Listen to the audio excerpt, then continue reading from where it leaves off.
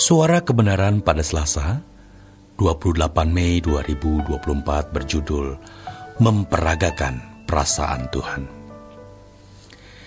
Tidak jarang, saudaraku, pada waktu kita menyanyikan sebuah lagu, hati kita tersentuh. Air mata kita berlinang.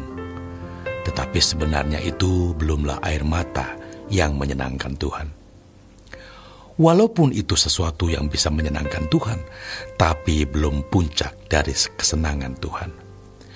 Kita bisa memiliki perasaan sentimental dan mengatakan, sampai kutua nanti, sampai di surga nanti, selalu untukmu. Tetapi air mata yang berlinang pada waktu kita ada di pelayanan, waktu kita pikul salib, artinya kita menderita karena pekerjaan Tuhan, memikul beban orang lain, menyelamatkan orang, mengambil bagian dalam penderitaan orang lain. Itulah air mata yang menjadi persembahan di hadapan Tuhan. Dan terus terang, jarang orang memiliki air mata itu. Sebab banyak orang yang melayani pekerjaan Tuhan dengan motif yang tidak murni, tidak dengan hati yang sungguh-sungguh mengasihi umat seperti hati Tuhan. Orang bisa saja memiliki belas kasihan, perhatian, dan kasih kepada orang lain, tetapi belum tentu merupakan penularan dari perasaan Tuhan. Sebab kalau itu bukan impartasi atau bukan penularan perasaan Tuhan, berarti belum menjadi peragaan Tuhan. Dan itu belum menyenangkan Tuhan. Jadi, betapa berartinya ayat yang mengatakan, hidupku bukan aku lagi, tetapi Kristus yang hidup di dalam aku. Dan hidup yang kuhidupi dalam daging ini, hidup oleh iman kepada Anak Allah.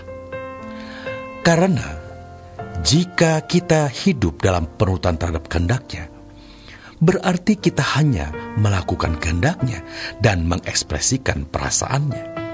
Dan kalau kita bisa mengekspresikan perasaan Tuhan, sesungguhnya itulah pelayanan yang sejati. Mengekspresikan perasaan Allah bukan hanya dalam kegiatan gereja, melainkan dalam segala hal yang kita lakukan.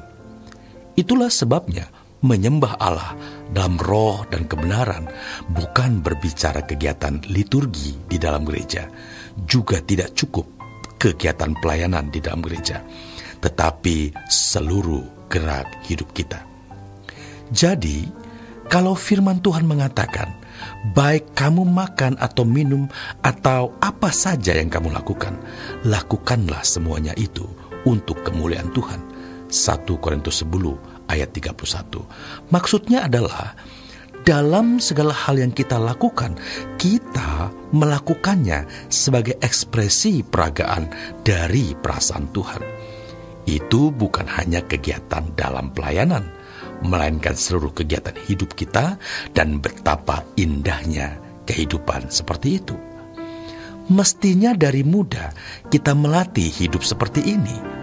Tapi terus terang, saudaraku, kita sudah melewati tahun-tahun di mana kita merasa berhak memiliki kesenangan. Bahkan di dalam pelayanan pun seringkali ada motif-motif terselubung. Semua kita mestinya bisa menjadi bejana Tuhan. Sungguh indah kalau kita bisa menjadi rumah Tuhan. Kita bisa memperagakan perasaan Tuhan.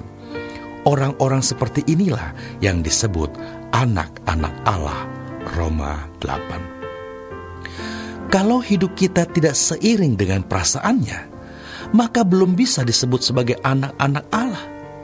Di perjanjian baru, melalui korban Yesus Kristus yang menebus kita, kita dapat menjadi anak-anak Allah.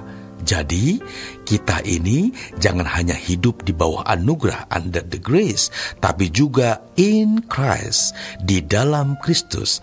Artinya kita hidup seiring dengan Kristus. Banyak orang Kristen tertipu atau tersesat oleh konsep bahwa mereka hidup di bawah anugerah dan mereka merasa cukup. Sejatinya, setelah hidup di bawah anugerah, maka kita harus hidup di dalam Kristus. Artinya, kita harus dilatih, dididik untuk bisa memiliki pikiran dan perasaan Kristus. Filipi 2 ayat 5 sampai yang ke-7. Dengan memiliki pikiran dan perasaan Kristus, artinya kita bisa berjalan seirama dengan Dia di sepanjang hari hidup kita, di sepanjang waktu. Jika tidak, kita munafik. Waktu di gereja kita berpenampilan bagus, tetapi ternyata dalam kehidupan keseharian tidak. Dan itulah warna hidup kita pada umumnya. Tapi hari ini, kita mau belajar memiliki prinsip hidup selalu untukmu.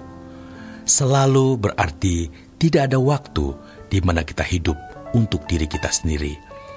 Maka di dalam Galatia 2 ayat 20, firman Tuhan mengatakan, hidupku bukan aku lagi, tetapi Kristus yang hidup di dalam aku. Dan ini adalah standar hidup orang percaya. Sejatinya, tipis sekali batas antara hidup menurut daging dan menurut roh, terutama terhadap orang-orang baik dan yang sudah bisa bicara tentang Tuhan atau berteologi.